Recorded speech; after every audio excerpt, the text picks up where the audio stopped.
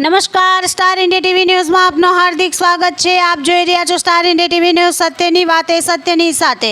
ઝાલોદ મુસ્લિમ સમાજ યુવા ગ્રુપ આયોજિત બાળકોમાં કેળવણી અને વ્યસન મુક્તિનો સેમિનાર યોજવામાં આવ્યો। ઝાલોદ નગરમાં ઝાલોદ મુસ્લિમ યુવા ગ્રુપ આયોજિત વ્યસન મુક્તિ અને બાળકો શિક્ષણ પ્રત્યે જાગૃત થાય તેના અનુસંધાને આજરોજ ઝાલોદ મુહમ્મદી જમાતખાનામાં સેમિનાર યોજવામાં આવ્યો।